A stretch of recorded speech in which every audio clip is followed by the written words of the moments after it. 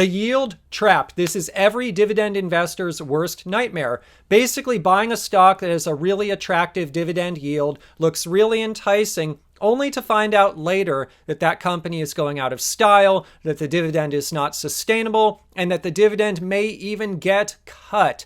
Yield traps are really bad. I make a practice of avoiding them. I own 43 dividend stocks. I try to buy defensible stocks, stocks that are going to have increasing streams of dividends over time, stocks that are not going to face the uncertainty of a dividend cut like yield traps. And so I want to explain today a stock that I think it might be a yield trap. A lot of investors in the community, they're asking me, Ian, can you analyze this stock? The stock is Macy's, by the way. I'm going to do a fundamental dividend stock analysis today on Macy's. I'm going to share some of the things that are concerning to me, why I think it may be a dividend yield trap, and I may be wrong, but I want to show you my framework. I want to show you my framework, how I look at stocks and how I pick out stocks that are yield traps, and I try to avoid them, because after all, my goal is to live off of dividends. I'm already using dividends to pay some of my bills. One day they'll pay all the bills, and I cannot afford to have yield traps. I cannot afford to have companies that cut dividends. I like to buy defensible stocks. I like to buy premium stocks. In fact, with the wildfires going on right now, the tragic wildfires in California, and the overall dry weather, I have 3 humidifiers running in my home right now and 1 air purifier. All of these are made by Honeywell. We actually ordered another air purifier from Honeywell. I will only buy the best, Honeywell, and I will only use the OEM represent filters in my Honeywell equipment. But anyways, Honeywell, I paid a premium for it today. I bought a few more shares of stock just to show my support for the company, just because I was like, hey, we're running all of these Honeywell appliances in our home right now. We love them. They're good quality. And so I'm going to buy this stock. And so I bought a few more shares today, not too many, but just wanted to add to the position to show my support. And look, the PE ratio right now on a forward 2019 basis is a 21. I bought more shares at 173 and change, by the way. And the starting dividend, it's only a 2%, and the payout ratio is 44%, so there's a lot of room to grow it. But what I'm trying to say is this is not a yield trap. This is a premium company. The revenue is growing. The earnings are growing. It's doing really well. I analyzed this recently, and so I'll link to it in the description below. But this is an example of a company that is not a yield trap. I'm not going to get rich overnight. I'm not going to get a huge dividend starting yield. I'm actually buying it at a fair price. I'm buying a premium company at a fair price, but it's not a yield trap in my opinion. It's going to do quite well. They'll continue to raise the dividend. I want to give you another example here. Apple. I was buying Apple last year in December of 2018, and I bought Apple at $151 and change. That was one of my tranches. I think my best tranche. Right now, Apple is up. I'm up 65%. It's trading at $249 and change. This is an example of a company. They were facing some challenges at the end of last year. I think there was a lot of uncertainty over how these trade wars would play out for Apple. Long story short, the company is doing just fine. But while it was facing some drama, I took the opportunity to buy some shares. I built a nice position at those lower levels, and now I've experienced some serious capital appreciation. This is an example. So first one was like Honeywell, trading at a premium, buying it at a premium. Happy to do so because it's a premium company. Apple was kind of a different situation. Premium company facing some drama, trading at a discount. I buy it at the end of last year. Now fast forward, not even a full year, and I'm up 65%. That's an example of buying value, but buying premium value. I've talked of some other stocks on my channel recently. I talked about the 5 stocks that I'm really focused on for the rest of this year. In general, those stocks I view as premium stocks that are trading at discounts. Now, I want to use the example of Macy's today because I get a lot of questions about Macy's. I'm going to do a fundamental analysis of Macy's. Macy's, by contrast, I would say is trading at a discount. It's trading at a discount, at a value. There's no doubt about it. But I think it may be a yield trap. And so I want to share the Macy's example because it's a lot different than the Honeywell example. It's a lot different than the Apple example. Both of those are premium companies, one trading at a fair, if not overvalued price, one trading at a discount price. Now, Macy's is trading at a discount price, but in my opinion, it's a yield trap. So, lot to cover in today's video. Really excited about it. Let's get started.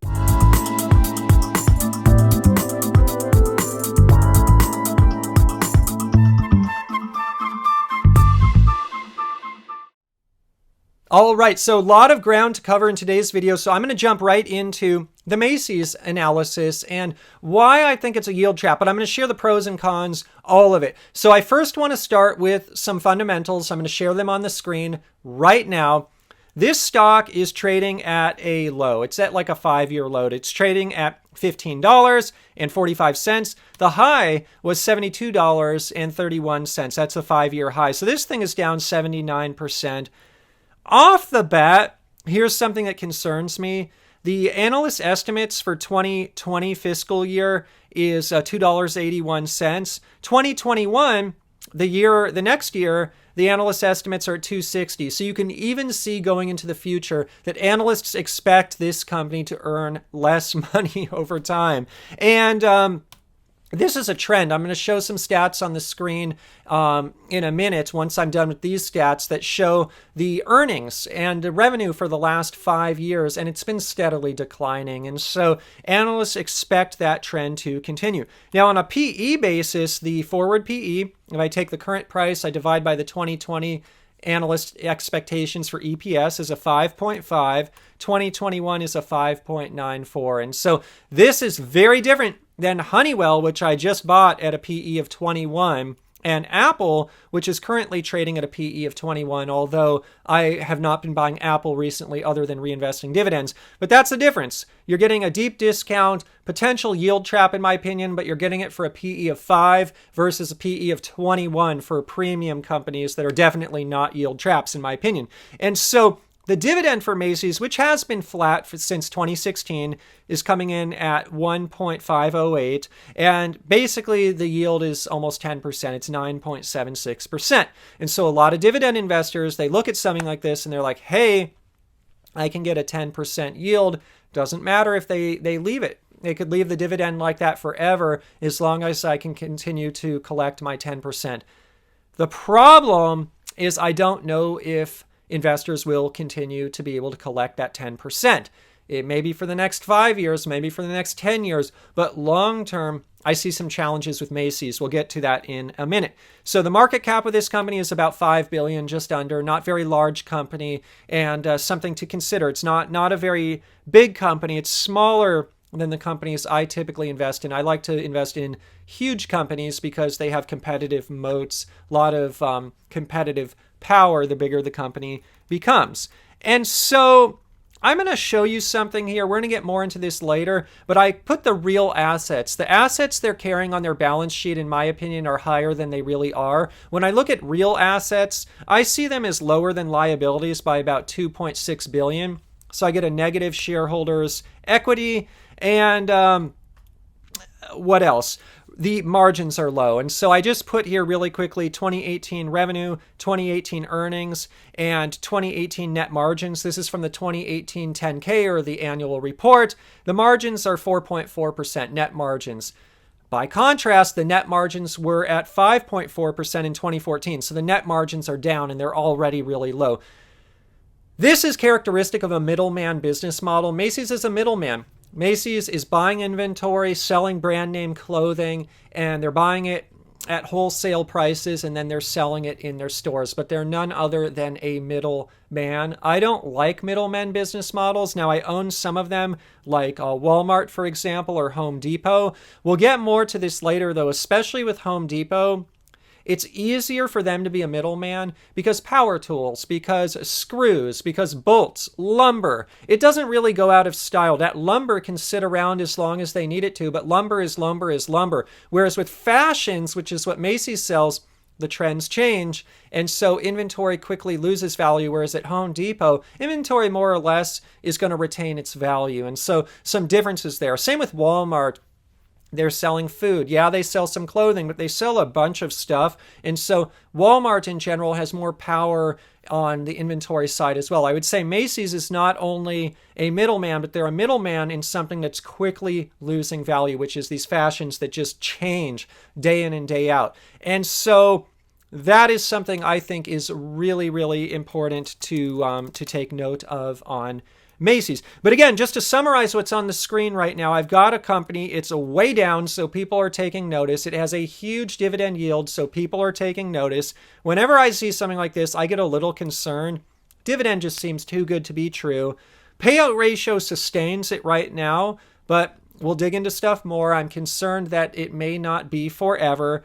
And just when I start looking at a few things like assets and liabilities, I get concerned. We're going to dig into that later. I look at margins. I get concerned. We'll dig even more into that. And so that's where I want to start right now with Macy's. What I would say next is I want to jump in just to a financial overview, like a 5-year financial overview that I pull from their annual report, from their 10K. And so I'm going to pop that on the screen right now for all of you. All right, so check out this selected financial data.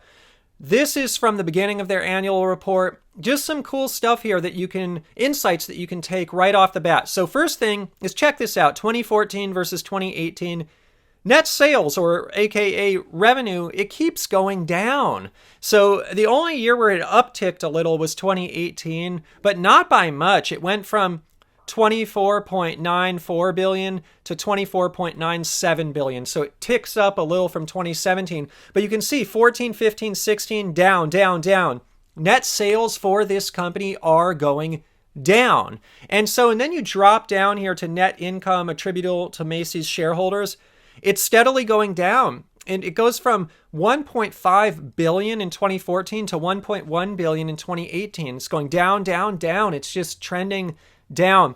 And as I showed on the prior screen, if you calculate the net margins, which is the net income divided by net sales for 2018 versus 14, those already thin middlemen margins for retail are going even lower. So that concerns me. And as I mentioned earlier in this video, when I look at analysts' expectations, analysts expect this company's EPS, or earnings per share, to sequentially continue to go down. And so the analysts believe that this trend will continue. And so, yeah, they pay a high dividend.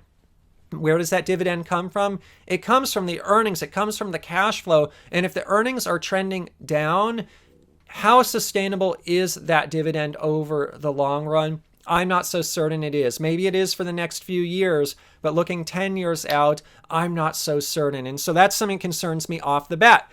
Now, let's go down here. This is just some of the income statement stuff at the top. But if you go further down, you'll see it starts talking about some of the balance sheet data as well. And so what do I see right here? I basically see that cash and cash equivalents are down. And I also see, it's not very alarming. It's, they're using cash short term to manage their business, fine. But what I start getting concerned about is this property and equipment is down. One of the good things about Macy's, I'll show more about this in the future, in probably the next slide I share in this video, they own a lot of their stores. And a lot of these stores, some of them are on ground lease, some of them are not. And these are premium stores, premium real estate. And so a lot of the value of this company comes through the real estate. And I like that about Macy's. But what you'll see, if you research Macy's, you start looking at the quarterly reports, the annual reports, the analyst commentary out there, you see a lot of talk about what they call asset sales. What does that really mean? They're selling off their real estate. And so one of the reasons, honestly, I believe this is a yield trap, is there's only so many real estate to sell. After a certain point, they'll sell off all their real estate, which honestly is the most valuable thing this company has going for it. They'll sell it all off, and then they'll be left with nothing. And so you see here, total property and equipment, it's down from 7.8 billion in 2014. It's down to 6.6 billion. And so they still have a lot of assets, but over time it's going to continue to get eroded. They're using these asset sales to compensate for their weak retail business. And they're probably going to use it to make strategic acquisitions as well. And so, which honestly, in my opinion, is trading good for bad. And so seeing the property get sold off is certainly something that concerns me because, again, I see a lot of value in their property as an investor. Now, what's interesting, though, on this balance sheet is the total assets, they're not going down by the same magnitude as the property and equipment. You can see it goes down from 21 billion to 19 billion. I suspect why it's not going down as quickly It doesn't show it here, but I imagine they are increasing their goodwill, their intangible goodwill related to their brand name or their various brand names that they use. That's not something I put a lot of weight on. We'll talk about that in the future. I've got some balance sheet stuff I want to discuss today, but that kind of scares me a little bit. That's one of my red flags I see right off the bat is their real assets, their properties being sold off, but overall assets, they're kind of masking that because they're not going down as quickly. And I think they're masking it through goodwill or other means on the balance sheet. And so that brings up a red flag for me as well. Now, one thing I'll point out here is one, the shareholders' equity is just completely wrong. There's no shareholders' equity here. I'll get to that in a minute. Long-term debt, it is going down. I like that. And so one of the good things is it seems like they're using some of their asset sales, some of their cash flow to pay down debt. So that is a good thing in my opinion. And like I said, there's pros and cons with this company. I think the pro that I see from here is long-term debt is going down. I think the payout ratio is a pro. The payout ratio, it's reasonable. It's not overly levered on dividends at this time. So I think the dividend is safe for the time being. But there are some pros here for sure. And so those are just a few of them. Okay, I want to move on to something else I found from the annual report, which is something that talks just about their stores. So let me pop that up on the screen. Okay, so they got a bunch of stores. They've got, you can see here on the screen right now that the stores are steadily increasing. In 2016, they had 829 stores. Now they have 867 stores. And so the stores are increasing. And it looks like their core Macy's brand is decreasing. It looks like their Bloomingdale's brand is staying flat. But it's this Blue Mercury brand that is increasing. And so their store count is increasing. I don't really take anything from that. I think that's fine. It just is the state of affairs. It's nice to see at least that the stores aren't going way down overall. But their flagship brand, it is decreasing. And yeah, so that's the stores. I want to show you something else, owned versus leased. This is the interesting slide.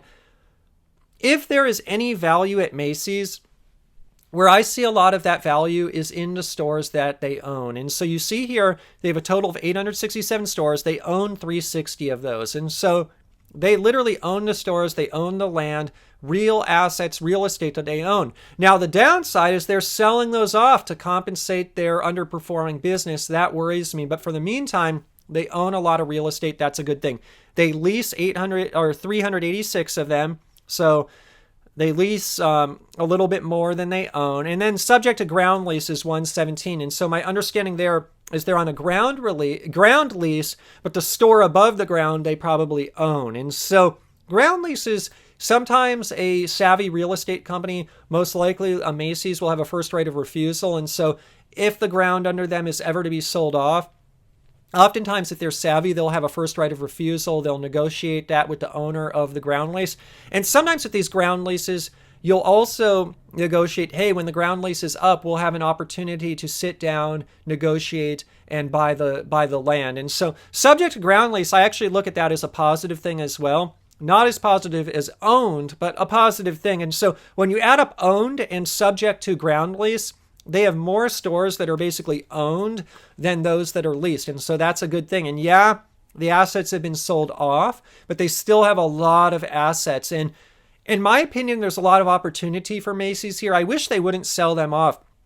I wish they would get smarter about their property. And it sounds, I was reading a report that their flagship store in New York, they're thinking actually about reducing the footprint of the store and building office space above it. And so for some of their prime real estate, there are other uses that are higher and better than a middleman department store, which honestly is going a little bit out of style. I'll just tell you, a few months ago, my wife and I, we went to Macy's at the Stanford Shopping Center in Palo Alto. And I think it's because we had a gift card there and we were just looking around.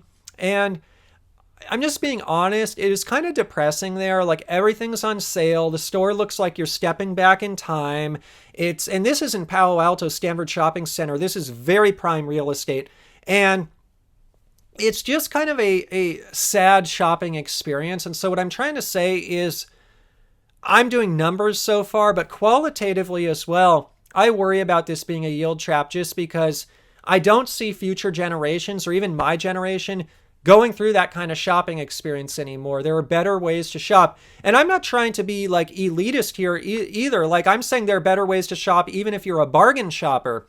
If you're a bargain shopper, you could go to the premium outlets, for example, have a better shopping experience, get better prices or comparable prices to Macy's. Or if you're a bargain shopper, you could even go somewhere like a TJ Maxx, for example, or a Ross Stores and buy the name brand clothing for less perhaps than you'd find at Macy's. And in my experience, those types of stores are a better shopping experience. And so I feel like Macy's, they're kind of in this niche where that niche is just eroding. Again, I'm not an expert on fashion, but I would say from a men's perspective, I am kind of into fashion. I've bought a lot of fashions over the years, and I've shopped at all kinds of different stores. I would just say from a Macy's perspective, if I were looking for kind of that value price point, I personally would feel better shopping somewhere like a TJ Maxx, for example, than a Macy's. And so that's, again, qualitative analysis, not quantitative, but I'm just saying I think it's a yield trap from that perspective as well. But anyways, I think there is a higher and better use for these stores. And so if anything, if they continue to transition their brand online, I think that could be good for Macy's if they're able to repurpose their real estate. But it seems at this point like they're thinking about it, but it also seems like they're selling it off. So a lot going on at this company right now. All right, so I want to transition now into balance sheet assets and liabilities that I found from the 10K. On the 10K, I'm going to show you the assets first. I'm going to pop that up on the screen. You see that they're carrying $19 billion in assets. This is just flat out wrong in my opinion. And so cash and cash equivalents, yeah, that's right. Receivables, yeah, I'll take that. That's right. Oh my God, merchandise inventories, $5.2 billion. The problem is with a company like Home Depot or Walmart even, I would count these inventories maybe, or, at almost full value, at least half value. I would say for Macy's, I carry these inventories at like 1/4 of this value. Why is that? Fashions just change. It's such a hard business they're in, middleman business, because these fashions are changing constantly. So the inventories they're just losing value. What's hot now can't be sold tomorrow for the same price. And so they're carrying all this merchandise inventory. I don't think it's real. I don't think that's real tangible value there. So I carry that at about 1/4 of that $5 billion value. Prepaid expenses, that's real. And so their current assets, they're quite a bit lower than what they are calculating because of the inventories. Here's another one. Okay, no, this is real. Property and equipment, we've already talked about this. Real asset, good assets, awesome assets. Goodwill at $3.9 billion. Come on, I don't think that goodwill is worth anything. I'm just flat out telling you, the Macy's brand, in my opinion, is worthless. With anyone my age or younger, Macy's means nothing. That brand is worthless. In fact, I would say that brand has a negative value. I'm not trying, again, to kind of be elitist or anything, but I'm just saying, like, someone my age or younger, it's kind of like, hey, we're not going to Macy's. I mean, call the store something else, it would instantly create more value. It's just that brand carries no value. And so they're carrying it at $3.9 billion. And yeah, they have other brands as well, like Bloomingdale's and some of these other newer brands that they have, some of which are doing well. I'll talk about that later. But I don't carry that goodwill at anything. And so other intangible assets, I don't really know what that is. Other assets, don't know what it is. And so basically, when I calculate assets, I calculate what's called real assets. Let me share how I calculate that. So I'm just kind of pulling this all up at once. Bear with me. I'm trying to toggle multiple screens here on so I can show you my calculation. All right. Basically, what I do is I carry the cash. I carry the receivables.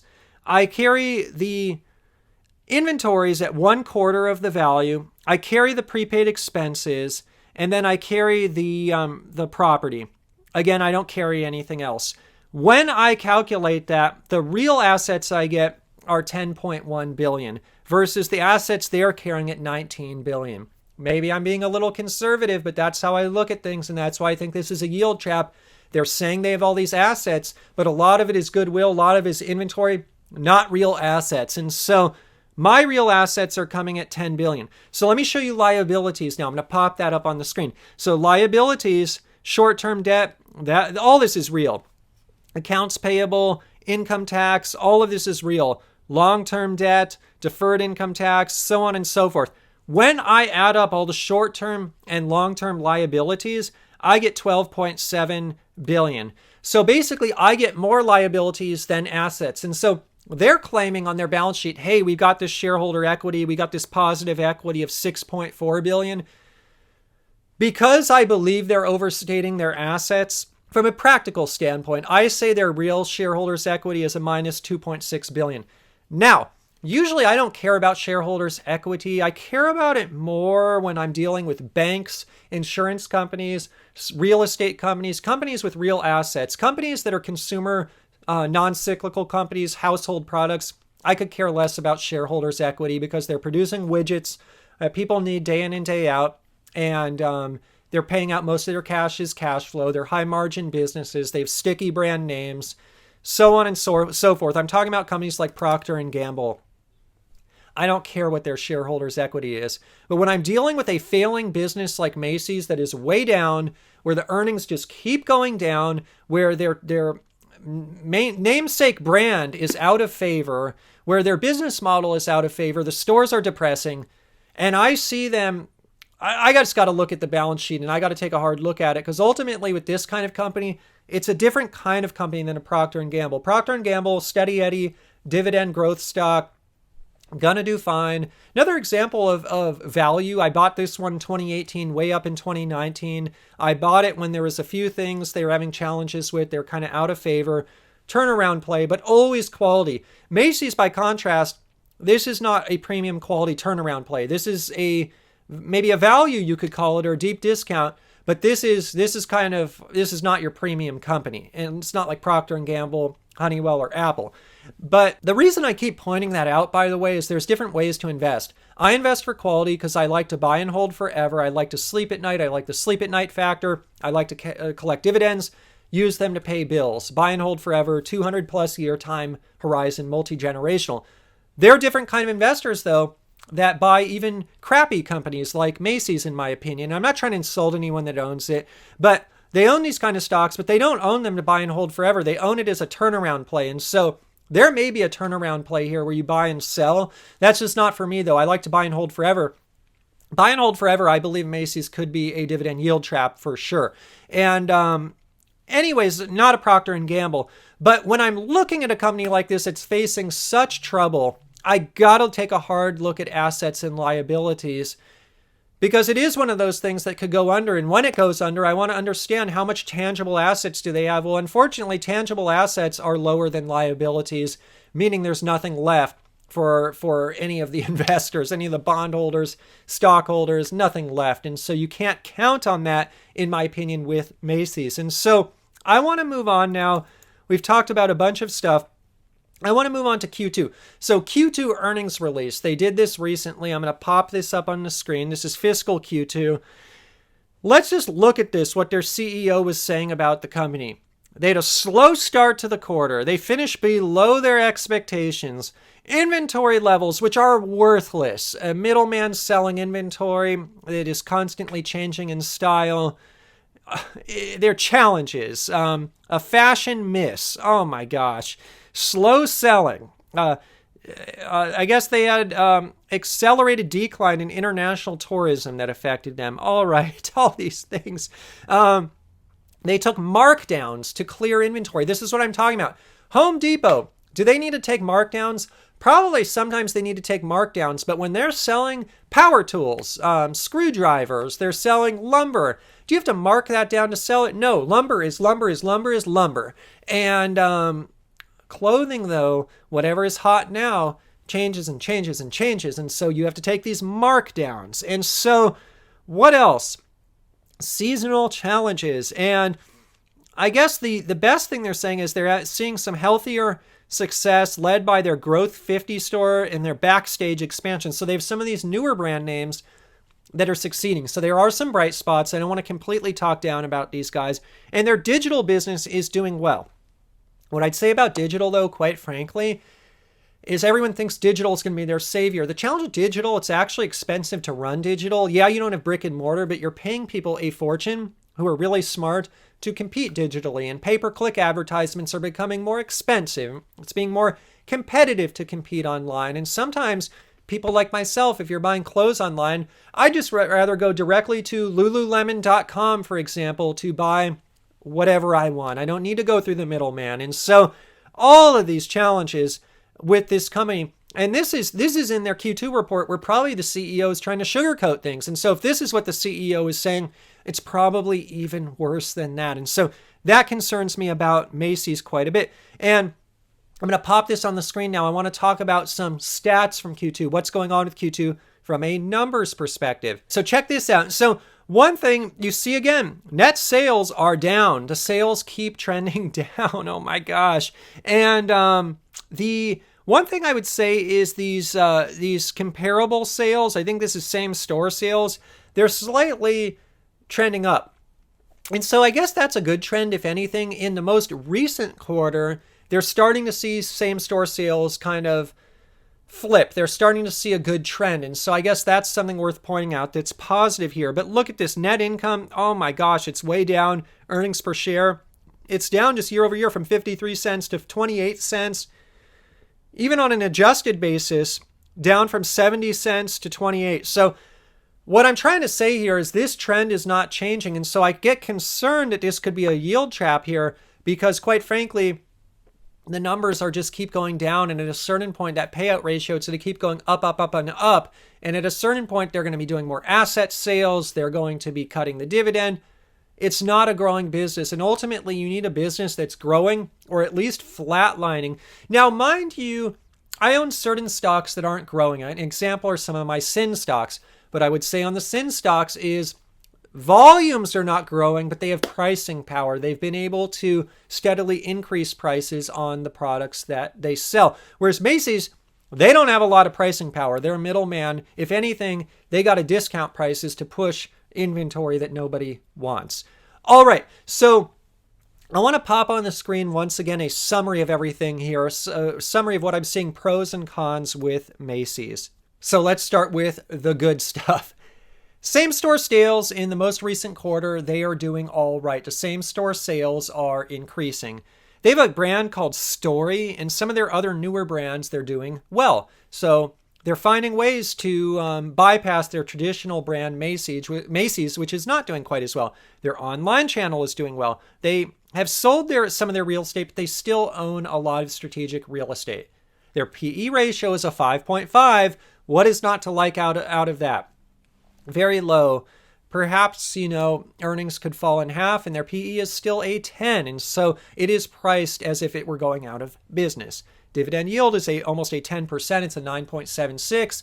I think the dividend will likely get cut at some point, but that's a very high dividend. Stock price is down 79% from the high. That always catches people's attention. And so from a pros standpoint, this stock, it's probably actually right for certain people, for turnaround investors, for investors who want to buy low, sell high. Definitely, I don't see this as a buy and hold forever company. But let's go down to the bad stuff. Revenue is shrinking. Earnings per share is shrinking. And I'm not talking just recent quarter. It's steadily over the last 5 years shrinking consistently. Dividend ratio, payout ratio, it's reasonably high. It's not horrible. But I would say it's high for a company where the earnings are shrinking. Middleman business model, outdated business model, fashion trends are changing, different preferences with the internet and with specialty stores. People just go direct. And I'm just telling you, wouldn't consumer rather go to TJ Maxx, Lululemon, anything other than going into a Macy's? There's no sleep well at night factor with this kind of company. If I owned this, I wouldn't sleep well at night. I'm just telling you, I would worry about this. Negative shareholders' equity, in my opinion. They're carrying it positive, but I think it's misleading. The asset sales, I think they're hiding bigger problems. Mind you, this company is steadily selling off real estate and it's masking some of their retail issues. Sales are steadily shrinking despite stores increasing. Very interesting. EPS steadily declining. We already talked about that. Net margins are horrible at 4.4%, and that is down from 5.4%. And that is down in an environment where online is growing really quickly. Online should have higher margins. It should help margins. Not really here. Margins are going down. And so I would say with a company like this, if you're in it, I wish you the best. I wish you nothing but success. For me, this is how I decipher a yield trap. I literally look at the qualitative. I look at the quantitative. there are enough red flags here where I just think this is a yield trap. And so for me, some of the lessons, I think each investor here, takeaways for today, you got to determine what your strategy is. My strategy is buy and hold forever, live off of dividends. Knowing that that's my strategy, Macy's is definitely not for me. If I had a different strategy, maybe it would be for me. But that I think is really important. Now, some other lessons. Retail. I like to stick with companies that just sell the essentials, like the Home Depots of the world, the Walmarts of the world, the Starbucks of the world, if you will. They are selling the essentials. And so those are the kind of companies that will not go out of business, in my opinion. And so if you want to participate in retail, those are the ones that I typically like to kind of look at as compared to something like a Macy's. It's tough to be a middleman business model. Here's another big lesson. Consumer discretionary versus non-discretionary. When I'm building a bulletproof stock portfolio, if you will, one that has a huge sleep at night factor, I like to buy companies that sell products that people just need, regardless of economic cycle. When things get bad, are people going to be buying the latest fashions? No. Are they still going to be buying their cup of coffee? Yes. Are they still going to be buying essentials for their house? Yes. When there's tragic fires in California like there are now, are they going to be buying Honeywell air purifiers like I just did, bought a second one? Yes. And so there's a difference between discretionary and non-discretionary. I like stocks that are consumer non-discretionary for my portfolio for the sleep at night factor. So those are my takeaways. And so I know I'm jumping all over in this video, but I know you guys have requested, you want to see more fundamental analysis. You want to learn about yield traps. I flat out think this thing is a yield trap. I don't think it's going to surface in the next few years. I think it's going to surface more like 5-10 years out, but there's no way personally I would go near this company. I could completely be wrong. And that's okay because I'm not wrong for myself, because I want to buy companies that keep me motivated, where I can sleep at night, where I stay in the game, that work for me. Whereas Macy's, it may work for you, and I wish you nothing but success. And so hopefully this video was very helpful for you. Just another insight into how I personally look at dividend stocks. Now, before I leave today, I want to just bring up kind of some bonus content, something else just before I leave today. I've been thinking a lot about this. I've been wondering, how do I put this into a video? I was thinking, do I do a whole video about this? Do I just tack it onto a video? I kind of want to just tack it onto this video because it's this concept that goes on in my mind that I think is so important for dividend investors. New lesson that I just want to share with the community. So many people out there get caught up. Am I paying too much for a stock? Am I overpaying? For example, did I buy Honeywell? Did I pay too much for it this morning at a PE of 21? Probably. But the way I look at it is this. I've been thinking about this a lot. When you buy something, let's say you buy dinner, let's say you buy a car, let's say you buy a house, let's say you buy anything, running shoes, everything you buy out there, it's definitely going to lose value over time. Now, a house, it appreciates, but houses include a lot of maintenance and a lot of upkeep as well. But what I'm trying to say, it's a liability because it takes money out of your pocket unless you're renting it out. And I've been thinking about this concept a lot, that literally, Ian, anything you buy, you're losing money. Now, obviously, you need to live life and you got to enjoy life. And so you have to spend money. But what I'm saying is I have running shoes. They lose value over time because I have to replace them. The tread wears out. Even the Honeywell air purifier. Hopefully it lasts a long time because it's a really good quality brand name. I love it, but one day it may break. And I have to buy replacement filters for it. When I go out to dinner versus cook at home, it's a good experience, but money's gone. And stuff can flat out happen. Like, let's say I have a new computer and I just drop it and it breaks. Money is gone. And so what I'm trying to say is, all of us on any given day, even if you don't buy anything, you are losing money. I am losing money. I lost money today because everything I own got one day closer to the end of its life cycle. And so stocks, dividend stocks, by contrast, are the only asset out there where I can buy it.